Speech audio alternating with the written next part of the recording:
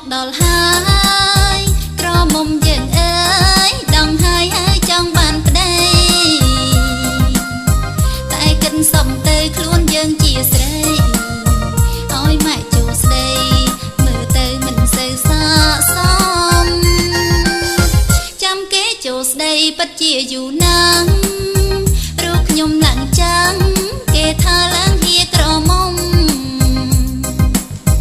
ទុំពេលនេះខ្ញុំចាប់ម៉ែបងខំឲ្យធ្វើតាមខ្ញុំក៏មិនអាចទៅរួចដែរនេះជាការពិតមនុស្សនៅក្នុងចិត្តបងពយជាមនុស្សខ្ញុំស្នេហ៍ទោះឲ្យគាត់មកចូលស្ដីដល់ម៉ែក៏គាត់មិនចូលមកដែរ